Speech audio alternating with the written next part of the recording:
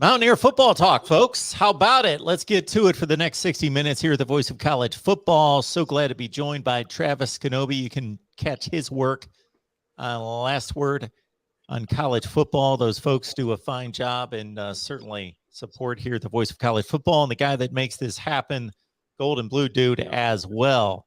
Gentlemen, how we doing tonight? Doing pretty good. Doing well. Absolutely. We have had some strong shows the last few weeks. So, folks, if you are just stumbling upon us but want to just binge on West Virginia football talk, we've done 7 of these prior to tonight. So just lock it in, let them roll, and get some insight and some fun talk on West Virginia football. All right, guys, appreciate you being here. As always, we intend on being here every Friday night. Sometimes we may need to move the time or the date, but generally Friday night. So one big reason to subscribe, hit the bell for the notifications to know when we go live so you can keep track of our West Virginia live shows right here at the Voice of College Football on our West Virginia channel. Would like everybody to support what we're doing here and subscribe. All right. Absolutely. Seems like this time of year there's always coaching news. It's settling down, but still from early December all the way through National Signing Day, coaching news, as I am talking to different folks covering different programs. This seems to be a general theme, but just one point of interest here this week with Gerard Parker moving on to Notre Dame and West Virginia possibly looking to fill his position to a certain extent. So I'll let you guys take it from there. Yeah, he accepted a job over at Notre Dame. I believe it was tight ends coach over there. And the thing with West Virginia is it didn't leave like a huge gaping hole. It just kind of shifted things. So here's what the offensive coaching staff looked like in 2021. Of course, you had the head coach, Neil Brown. Then you had the offensive coordinator, wide receivers coach, Jared Parker, which he's over at Notre Dame now. The running back coach, Chad Scott, tight ends coach, Travis Trickett, which he went to South Florida, and then quarterbacks coach, Sean Reagan. So we don't have Trickett and we don't have Parker. But everybody else is pretty much the same, but the titles are kind of shifted around. So this year, fast forward to 2022, head coach, still Neil Brown. This year, the offensive coordinator is going to be Graham Harrell. Now, instead of Sean Reagan be the quarterback's coach, they actually put that label on Graham Harrell as well. So he's going to be offensive coordinator and quarterback's coach. Running backs coach is still going to be Chad Scott. And they moved Sean Reagan from quarterback's coach to tight ends coach because Trickett left. So Reagan's going to fill that spot. And because Graham Harrell absorbed the quarterback coaching position, they just moved Reagan to tight ends. So really the only coaching need we have on offense is the wide receivers coach. And I would encourage people to go check out Couz's Corner on this particular subject. And don't forget to hit the apostrophe, COUZ''S corner. He had 3 targets on his radar. I really like 2 of them. The first one was Stedman Bailey. Now, he doesn't really have any coaching experience, but he's a former wide receiver at West Virginia, one of the all-time greats. And then Seth Daggy, another Daggy coming back to West Virginia. And the biggest reasons that Couz's Corner gave for that is great tie-ins to Graham Harrell. He was actually part of Graham Harrell's coaching staff over there at USC. And him and Graham Harrell can kind of tag team and target Texas as far as recruiting. So I really liked what Couz's Corner had to say about that. Yeah. Any thoughts on this one, Travis? One of the things I thought was funny is, we keep repeating ourselves on certain things, and we've got a howdy everyone from Mr. Foster, and we'll say howdy back to him. But with like Jared Daggy, for example, we talked about fans were calling him to transfer during the season, and then he transferred, and then fans are saying the sky's falling. Yep. The same narrative with Jared Parker, where folks were saying Jared Parker can't run the offense. What good is he doing at West Virginia? He leaves, and now people are like, oh my goodness, the sky is falling again. Who are we going to get to coach the wide receivers? So it's just interesting nature sometimes of of a fan base. But I have every confidence in the world that West Virginia is going to spend the money necessary to bring in somebody who can bring the receivers along. And things will be pretty good. I have not heard anything through the back channels as to who they're talking to, but we've all heard sort of the same names thrown about. Stedman Bailey was a grad assistant for a year or two under Dana Holgerson, and the receivers hit a notable uptick when he was grad assistant, taking care of that position. So, no official coaching titles in his career yet, but he's got to be responsible, just given the uptick when he was the grad assistant for that room. He's got to be somewhat responsible for some wide receiver production. He could do it. He's got the experience from the position. Yeah, I would definitely agree with that. It's funny that you said that point about West Virginia going out and spending the money for that wide receiving coach.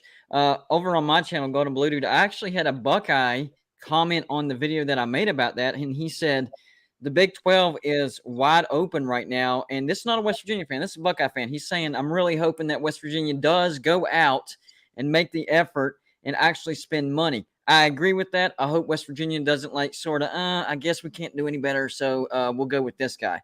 We need to be aggressive. We need to be willing to spend some money on this guy, because if you look over the past 3 years, the weakness of West Virginia has been, without question, the offense. So if we want to take that next step on the Bobby Bowden 4-step program to get to eliteness, we're going to have to get better on offense. Go from competing but losing in those 50-50 football games to competing and winning in those 50-50 football games. We have the defense. 2020's defense was elite, top 5 in the nation. I believe the number 1 passing defense in the nation, actually. And so we lost a lot of talent from 2020 to 2021. And no, we weren't elite last year, but we were still pretty good. We were in games that we had no business being in, but our offense couldn't capitalize. Our offense, ended up hurting us in field position. Our defense tried to give us field position, and then our offense would turn around and give us bad field position.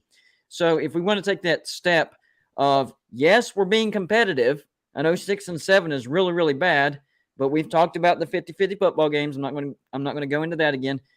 But to take that next step, we have to have a good offense. So this is West Virginia's moment to prove that we're willing to put out the effort and the money to get a good wide receiving coach, because I really like the hire of Graham Harrell. I think that's exactly what West Virginia did. I think we were aggressive, and money was not really an option on that one. And Graham Harrell was a great hire. I hope we do the same thing with the wide receiver coach.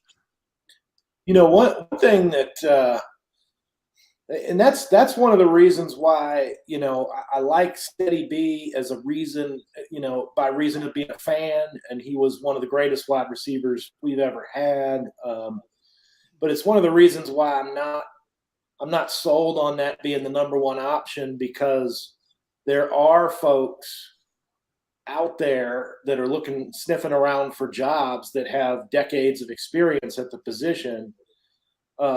And we need to spend big and get immediate results here. So that's one reason not to say Steady B's the guy. But on the other hand, there's always good and bad to everything. One thing that Steady B definitely would bring is with Trickett gone, we need a Florida recruiter, specifically a South Florida recruiter. That's where Steady B hails from. Oh yeah, definitely. So and I think one other thing that Stedman Bailey would bring is, I think our fans would be a little bit more patient with Stedman Bailey, because he's a West Virginia guy. So you bring in Stedman Bailey, and our wide receivers aren't producing the numbers in the first 3 or 4 games. Well, it being Stedman Bailey, our fans are probably going to be a little bit more patient to get that going. Whereas you bring in an outside guy, they're going to be eyeballing him saying, hey, they better start being a great wide receiving core now. So there's a lot of checks and balances right here, pros and cons. Stedman Bailey, I think, would be a good hire in that aspect. But at the same time, is he the best that West Virginia can do for a wide receiving coach. I'm not so sure if he is. So I'm the guy in this whole deal, in addition to Travis and Chris, who have it all locked in on West Virginia football. I'm the guy that's going to basically say, this is what West Virginia football looks like from a national perspective. You guys let me know. Does this make sense? Is this accurate? Is this right? So I'm going to ask some ignorant questions, make some ignorant comments, and then these guys are going to slap me around and say, Mark, you don't know what you're talking about. So is it as simple as, in looking at the offense, and you guys have talked about the offense, address the offense, and we know that it's not been anywhere close to standard the last 2 years. Dana Hogerson's known as an offensive guru, genius, passing game in particular. Neil Brown, not necessarily. Has the offensive decline been as simple as Hogerson to Neil Brown? In a sense, because when Hogerson left, people don't realize the talent drop from 2018 to 2019 on the offensive side of the ball. It was bad, real bad. Basically, Neil Brown walked into a bare cupboard. So he walked not only into a building process, but into a rebuilding process, which it's going to take longer. Whether you want to accept it or not, it usually takes 4 to 5 years. Now, I wish we were a little farther ahead than what we are right now.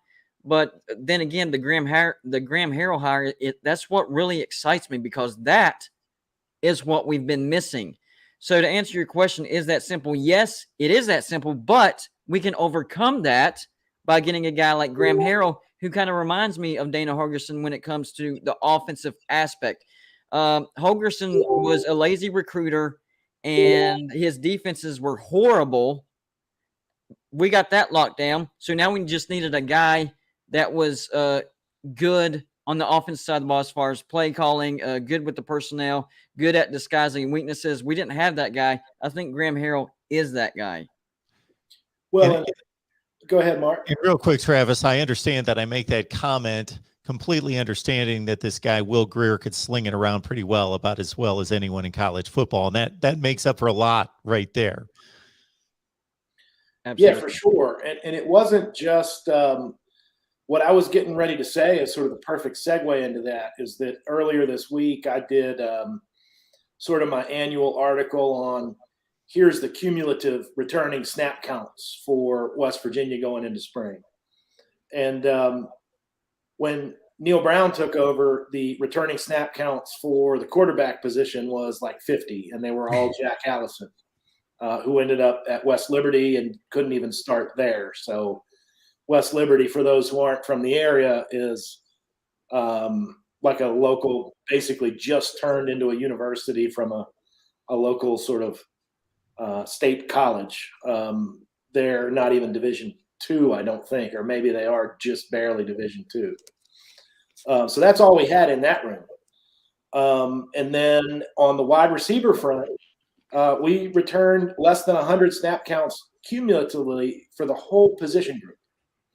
We lost over 75% of our offensive production all through graduation when Dana left. And it's a lot of people speculate that was sort of in the back of Hogerson's mind when he left, was he was already on a little bit of a short rope because fans were getting impatient with, all the comeback wins that teams were putting up on us, and just never being able to cross that apex into we're at least in the conference championship game. But what was he going to deal with? He knew the next season was a 3 to 5 win season because of the talent depletion. But now what we have going on is it looks a lot different. On the offensive line, for example, we have 4 guys that have eclipsed the 1,000 snap count mark, which is a pretty important plateau when it comes to development of offensive linemen. At the wide receiver position, we've got 2 guys who are above 1,200 snaps and 2 more that are above 250. So we finally got not just the talent, but the veterans that are coming with it, and the leadership in the rooms to help bring along the younger guys. And when Neil first came, it was all younger guys on the offense. So there were no veterans left to lead them. Yeah, and that matters at West Virginia, because we're not Alabama, we're not Ohio State. We don't have, a top 10, top 5 recruiting class year after year. So we have to build up experience and build up those 3 and 4 stars into 5 stars if we can. Yeah, you said it perfectly. We lost pretty much our production on offense, and we've been recovering ever since. Neil Brown had to go out and get Austin Kendall from Oklahoma and Jarrett Deggy from Bowling Green State just so we could have a starting quarterback. Otherwise, we'd have pretty much nobody. So it was a lot of trying to cover up all the holes that were taken out, because the biggest thing that Dana Holgorsen liked to do is he didn't like to recruit. I've said it time and time again, lazy recruiter. So what he'd do is he'd go get a JUCO recruits. He'd go get, these other recruits from other universities, which is fine. It works when you have an immediate need. But that's how he recruited. He didn't just address needs. That's how he built a team. So, and you can't do that. That's why whenever Neil Brown came in, it was a total rebuild, because West Virginia was based on transfers up to that point under Holgorsen. And I think that's why our fan base has gotten a little impatient with Neil Brown. Why can't he do what Holgorsen did and just go out and get transfers? Because that's what we got used to. West Virginia will never get to that apex if we kept doing what Holgorsen was doing, and we kept seeing it. We had some decent years, but, man, our defense was terrible. Teams would come back on us, consistently finishing 4th, 5th. I mean, upper half, sure, that's fine, especially compared to last year. But, I mean, on a regular basis, it just got, boring, to be honest with you, and annoying. So that's why we need to be more patient now, because Neil Brown isn't building on transfers. He's building on recruiting, and we're seeing that this guy's not lazy. He is getting the best players out of the state of West Virginia. He's winning the state of West Virginia, and Dana Holgorsen couldn't do that. Last week, we went through the schedule and kind of gave our rough sketch projection. Let's understand it's way before spring practice even, so we got a long way to go to try to figure out how good this team's going to be, but a rough projection. So Brian is asking us right here to give an over-under. So again, we addressed this last week, but don't mind giving it another look. I'm looking at the schedule right now. My over-under is at 6.5. I agree with that because of how tough it is. People have asked me on my channel, what would you be okay with? I would be okay with 7-5 if we saw some massive improvement on offense and we start flipping some of those 50-50 football games. Because if you look at our schedule, it's pretty tough. I mean, first 5 games are road trips. We have at Pitt to start the season. We do get a breather, Kansas and Towson in between, but then we have to go on the road to Virginia Tech. And, oh, yeah, by the way, we decided to bend to the ACC modem and play them on Thursday night. So there's that. Both of those road games are going to be on Thursday night now, Pitt and Virginia Tech. Right after Virginia Tech, then we get Texas on the road. Then after that, the weird thing is after that, the end of the schedule is actually a little less daunting than the beginning. Usually it's the complete opposite for West Virginia. Usually we have an easier beginning of the schedule, and then, the end of our schedule is absolutely brutal. Well, you look at the end of the schedule, and let's see, 4 out of our 7 games are on the road, and that's at Texas Tech, at Iowa State, and at Oklahoma State. Yes, those are tough road games. I meant 3 road games out of the last 7. 4 of them home. Those are tough road games, but if we can go above 500 and then split Pitt and Virginia Tech and go 7-5, as long as we have a significant improvement on the offense, we're competitive, and we flip some of those 50-50 football games, I'm okay with that. 6-6, I'm not sure. I don't think that the fan base would like that. Shane Lyons might start thinking, maybe it's time to move on. We have to go bare minimum 7-5. That is the bottom of the barrel. And you have to couple that with taking steps forward on the offense. Absolutely. In particular, you've got to see some significant improvement on the offensive line. And you've got to see one of the young quarterbacks sort of step into the role and by the end of the season, look a little bit more mature so that we've got hope going into the next season. It would also help for some of the younger wide receivers to come along too, because after next year, Bryce Ford Wheaton and Sam James are going to be lost to graduation. So Yep. I agree with that. 6.5 is a great number. I was thinking pretty much the same, somewhere between 6 and 7. So 6.5 is a good landing spot. Absolutely, I agree. Got a question coming in from our guy Joey. Joey, good to see you, man. Travis, GBD, and Mark. Should West Virginia go after maybe a Doc Holliday or even a Calvin McGee? So Holliday, the Marshall head coach for a long time, Calvin McGee at Jacksonville State, to help the Florida recruiting and the offense in general. They know the culture and the recruiting field. Yeah, I like the Doc Holliday option, especially because that was one of his strong suits, recruiting, especially state of Florida. We lost Travis Trickett. He was a strong recruiter in the state of Florida, so I'd be okay with bringing on Doc Holliday just to make sure we don't lose that pipeline to Florida.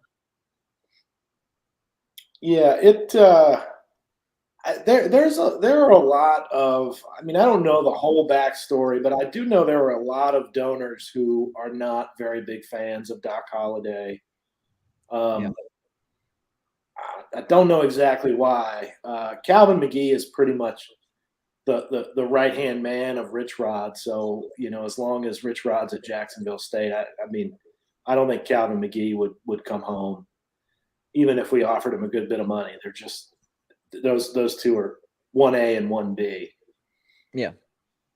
We also have Brian asking about the transition from Dana Hogerson and before that, Bill Stewart, and Mountaineer fans now looking back on that transition and whether they think that was a good move at the time or in hindsight, of course. I mean, hindsight's always 20/20. You got to remember, West Virginia was transitioning into the Big 12. Dana Holgerson was a Big 12, type of guy.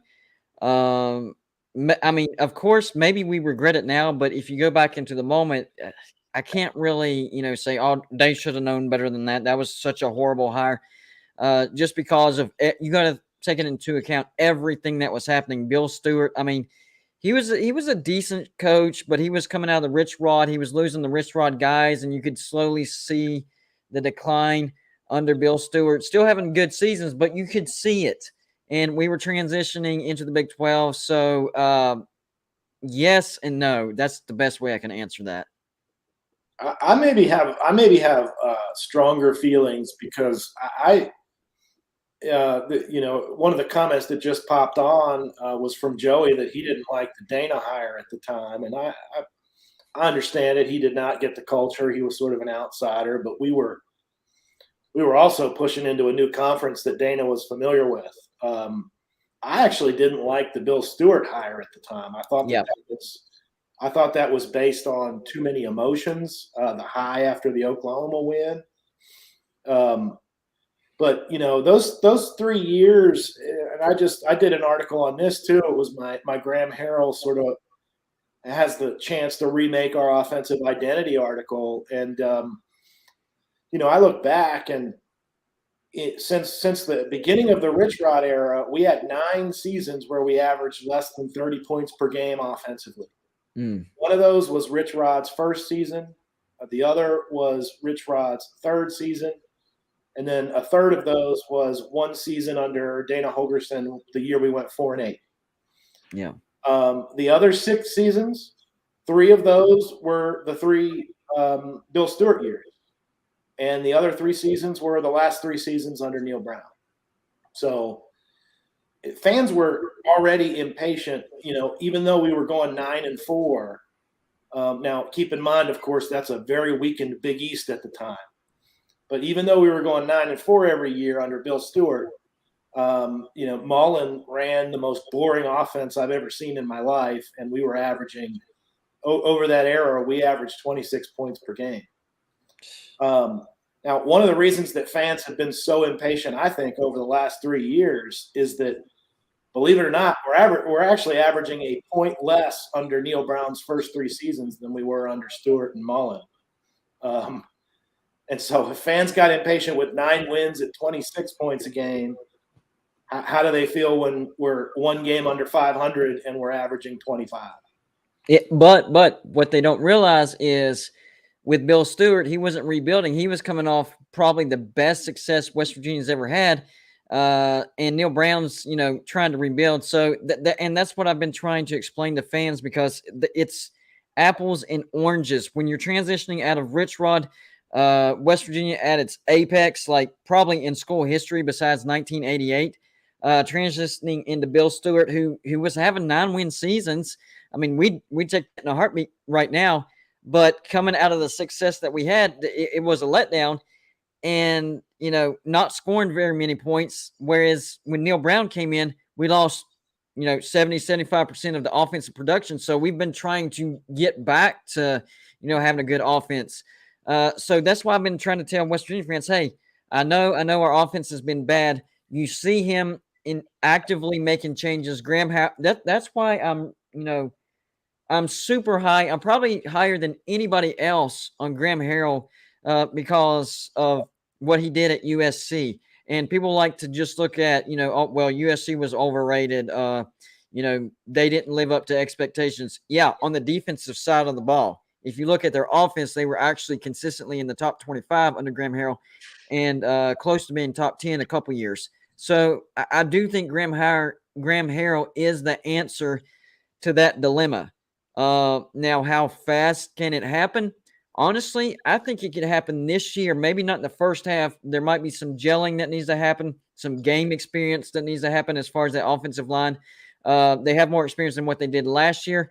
But look out for the second half of this season. That's what I'm really trying to hammer that home right now. The second half of this season is when we're really going to see this team start to grow, and that'll be a good catapult into 2023. And that's why I'm saying 7-5 is okay as long as we see improvement. And I'm really eyeballing the second half of this schedule.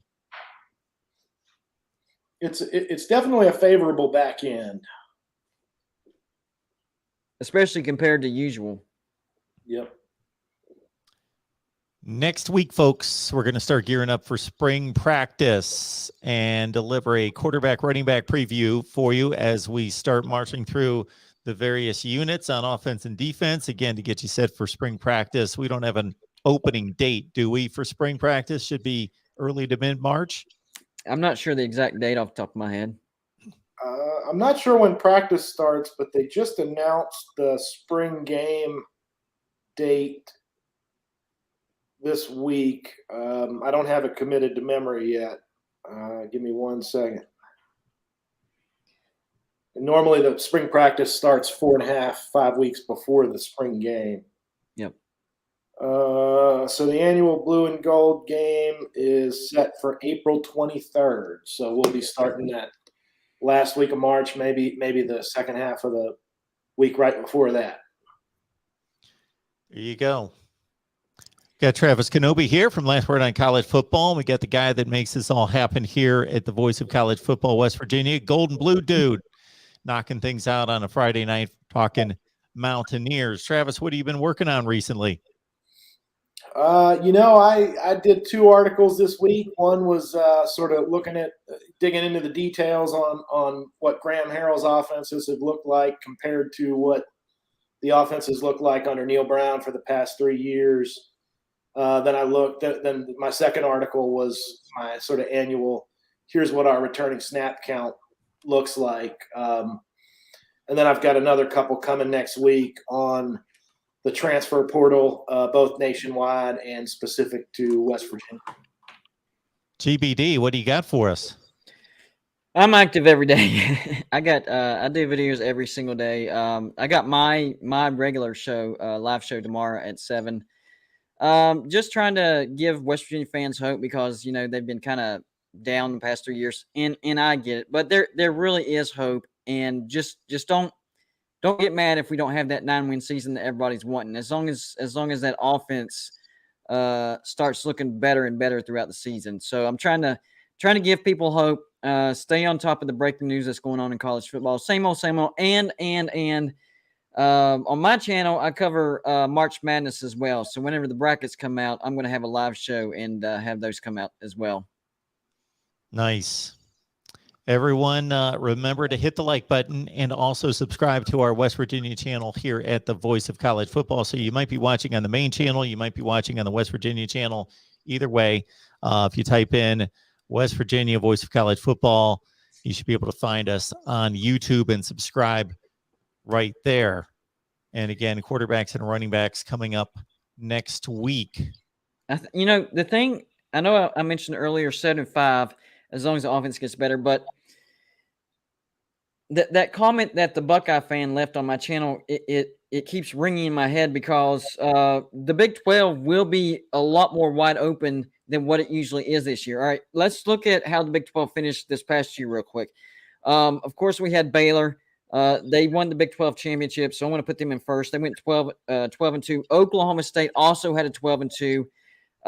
Oklahoma, sort of a downtick year, 11-2. But remember, Oklahoma is shifting from Lincoln Riley to Brent Venables, and they're losing their two quarterbacks. So this might be the year that West Virginia can take advantage and beat Oklahoma. I don't say that. I do not say that. I'm not one of those West Virginia guys that say, oh, this is the year that West Virginia could beat Oklahoma, because it usually isn't. But this really could be the year that West Virginia beats Oklahoma because it's in Morgantown. They're in a coaching transition. They're in a quarterback transition. Why not? Our defense is going to be pretty good, and I think our offense will be on the uptick. And it falls towards the end of our schedule where it's kind of easier for us. That could be the win. Here's another thing. That could be the win that finally wins over West Virginia fans. That's another thing that I keep looking at on this schedule is, okay, maybe it's not necessarily the total amount of wins. Is there a win on here that could win them over? That's it. If West Virginia goes 7-5, improves on offense, and beats Oklahoma in that 7-5, I think that'll win them over. But beyond that, Iowa State, I don't think they're going to be all that good. Kansas State, you might want to keep your eyes on because they return a lot. I like their coach as well. Texas could end up firing Steve Sarkisian. I knew that was a bad hire right off the bat. TCU, Gary Patterson actually went over to Texas. Texas Tech, we've had some issues with Texas Tech recently. They're never great, but they do pose problems for West Virginia. And then I think Kansas is going to be better. So I guess my question is, looking at how the Big 12 finished, who can we leapfrog? And is there anybody behind us that we need to look out that could leapfrog us? Really, the only team behind us that I would be concerned about is Texas Tech. We have issues with them, and I do think they're on the upswing. Everybody else, not worried about. Teams ahead of us that I think we can jump, definitely Iowa State. I think we're going to be right there with Kansas State, so that could be an either or. I think Oklahoma State takes a step back, and I'm still not totally convinced on Baylor. They had a magical season. They're recruiting okay, but they do lose some production from last year's team. So I'm looking at Iowa State, Oklahoma, and Oklahoma State. Those are the three teams that I think West Virginia has the capability of jumping over. So ceiling third place in the Big 12, maybe behind Baylor and Kansas State. Okay. We got I know that was a lot. Coming in from Tyler. Mountaineer Field was opened in 1980. So it hasn't been necessarily ancient history, but in this age of keeping up with everyone and offering amenities and all those things, is there any blueprint or any plans? It's the landscape around West Virginia University. I just don't know where they would put it if they built a new stadium. I will say this, and I've made videos on this. They do need to expand. I'm not saying we need a 100,000 seat stadium, but I do think we could handle a 70,000 seat stadium. I would like for them to bring down the stands in front of the weight room where the players come out. I think that would trap some noise. It would add some capacity. I think our entrance would be a lot more electric if you see our players coming directly out of the crowd instead of out of the glass doors. Don't get me wrong. I love the entrance. But if you were to extend those stands that connect that end zone all the way down to ground level, you're trapping noise, you're adding capacity, and that entrance is going to be a little bit more intimidating. And then beyond that, you don't necessarily have to connect the upper deck, but you can stretch them like what Iowa State did, because I know we're working on that scoreboard on that side. So we don't want to close it, because then there goes that project. But you can extend those upper decks and bring down that lower deck all the way down to ground level. I've been thinking about that. Sounds like it. Sounds like it. There is a lot of space on that side of the stadium for sure that could be filled in. It just looks like just an empty grass field that's just sitting there. Yeah. That said, first things first is we've got to get some offensive production to get the fans excited to watch the football games again, and we gotta fill the stadium more than we are right now. And that'll come with some wins and some offensive production. I've read some of these comments here about seeing some empty stands watching our games, and that's very true. But it was only 5 years ago when we were selling out 70% of the games. So that's been a product of the offense just being boring.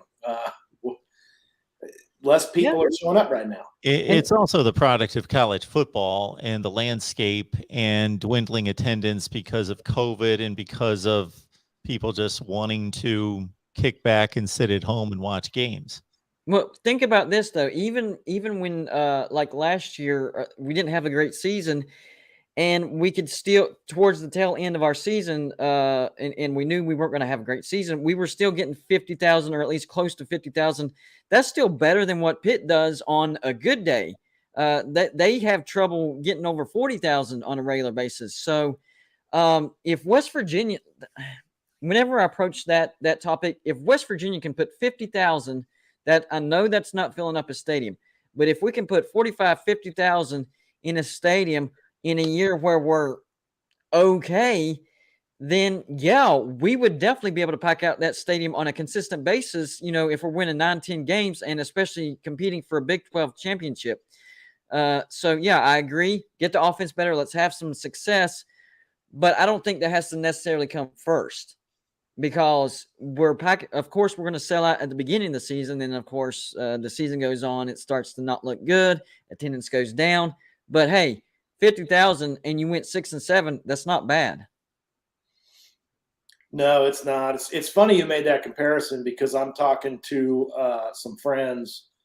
I grew up in the northern panhandle of West Virginia, which is essentially a glorified suburb of Pittsburgh. Yep. And so I've got friends who are very big Pitt fans. I've got friends who are very big Ohio State fans, because Ohio is just across the river. And I've got a lot of friends that are very big West Virginia fans. And I was talking to my Pitt fans about getting tickets, sitting all together at the Backyard Brawl. And they asked me how much our season tickets were. And I told them, and they said, "Are you serious? Because our season tickets cost $200 a seat for Pitt. $200 for season tickets for 7-game stretch. Ours are a heck of a lot more than that." So. Yeah. And they still can't. Wow. Yeah, and we wouldn't be selling the tickets for that price if people weren't paying that money. No, if we were selling $200 season passes, I mean that stadium we packed probably 90% of the time. I think more than that. I think we'd have to go back to the standing room only section in that back corner there. If it was $200 $200 for the whole season, that'd be crazy. And they still can't fill it. That's insane. Yeah. So didn't they just win the ACC? I mean, my gosh, you just won the ACC. So that means you were having a great season. Your season tickets only cost $200, and they claim to be a great fan base. I mean, and you've got a major city to draw from. Yeah, and I hear the excuse, well, it's not directly on campus. We share a stadium with the Steelers. Okay, it's still the Pitt Panthers taking the field. Absolutely. I understand the argument to a certain extent. We're not on campus, therefore it makes it difficult for the students to get there. But you're in a major city too, so you're drawing from, I don't know what the metro numbers are, 600,000-800,000 people, whatever it is, 1 million people. Even if people aren't avid Pitt Panther fans, if they got nothing to do on a Saturday night or a Thursday night or a Saturday afternoon, go to a ball game for a few bucks. You would think you would have just people showing up, but it's not the case. Well, Well, even the Pittsburgh's population of bigger. Pitt, the city itself, probably over half the population of West Virginia, and you got people coming from Charleston, Logan, Huntington, Clarksburg, wherever, entire state going to West Virginia game to pack that stadium out. We're talking about Pitt. They're condensed, half the population of West Virginia, and they can't pack out that stadium. I don't get it. I really don't.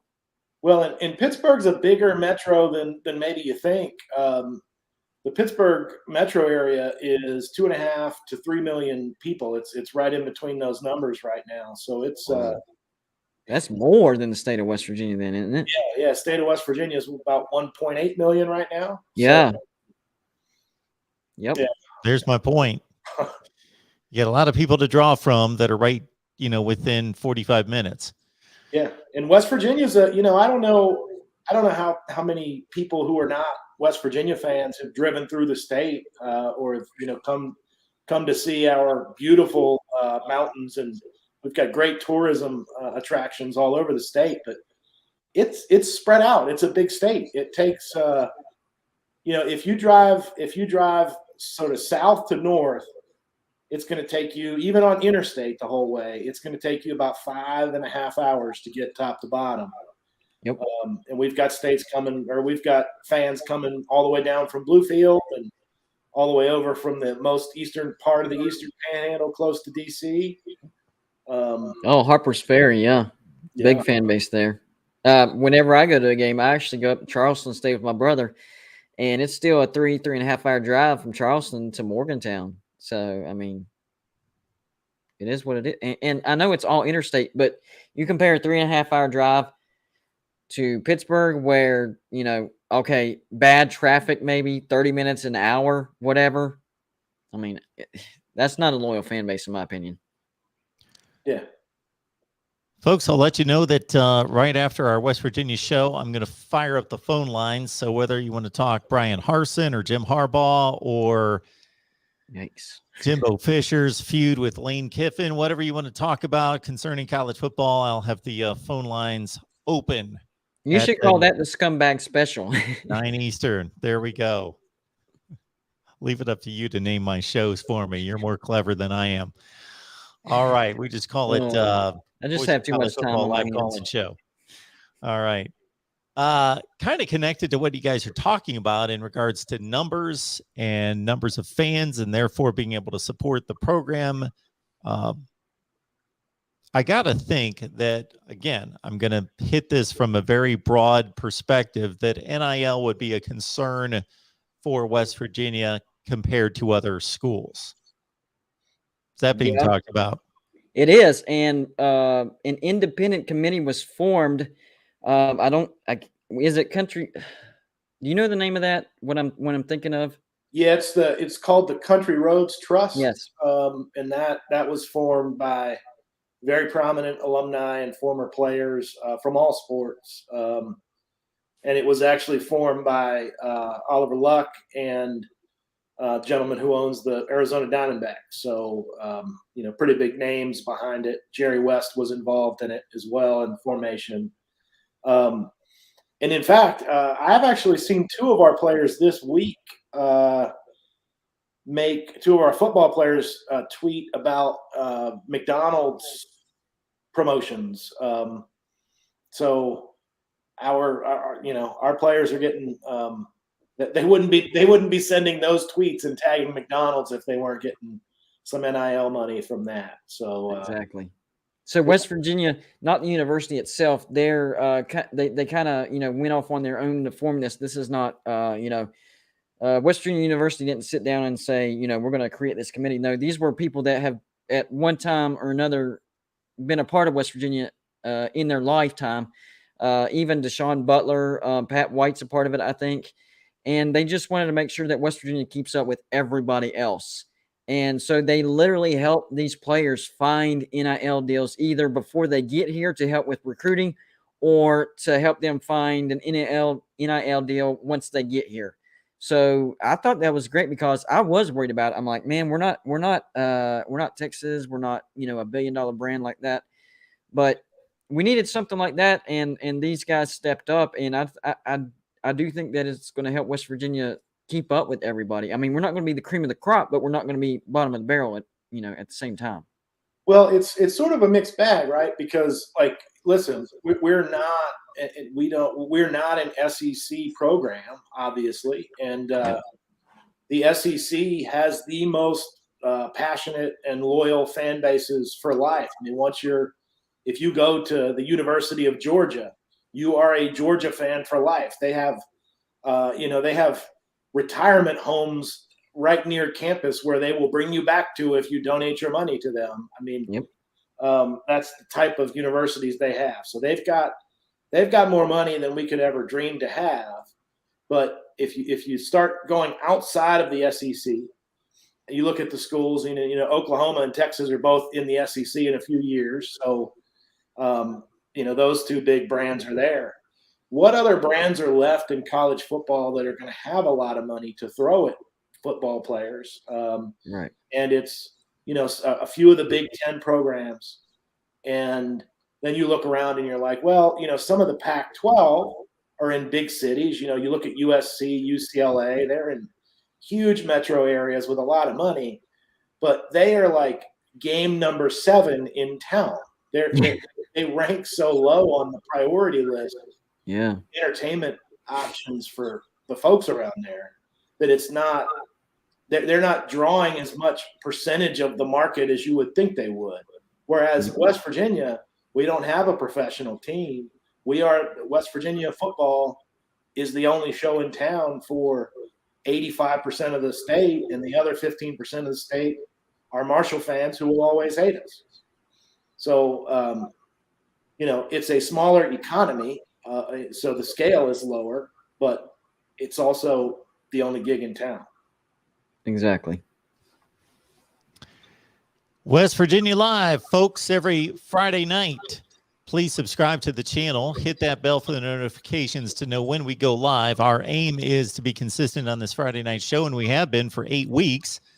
And we aim to continue to do that. But schedules do change. So subscribe, hit the bell for the notifications. Therefore, you're going to know when we're coming live. We got Travis Kenobi here. It's helped us out the last several weeks. He's got the open invite to be here all the time. You can catch Travis's work at Last Word on College Football. And also, of course, the man that makes it happen here, Golden Blue Dude. Of course, you got to subscribe if you love college football. So this is not just West Virginia fans. We get a lot of other fan bases here in at the Voice of College Football. Golden Blue Dude loves college football across the country. So if you love college football, and obviously you do, you're here, even if you're not a West Virginia fan, go over to Golden Blue Dude's channel, check it out, subscribe, lock it in. Appreciate that, Mark. Absolutely. Absolutely. Without Golden Blue Dude, we don't have this West Virginia channel. That's all there is to it.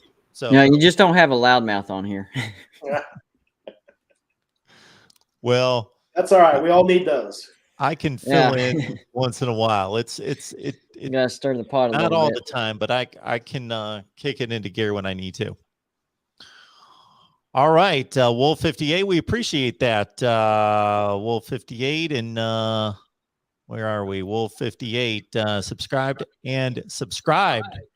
Oh yeah, beautiful. Me and him have had some good talks. Good stuff. Good stuff. Yeah. All right, everyone. We will be back here next Friday. That's the plan. So we will see you then. And in the meantime, check out Last Word on College Football and, of course, Golden Blue Dude right here on YouTube. Guys, another good show. Appreciate you being here, and we will do it again. Absolutely. I appreciate you having me, bud.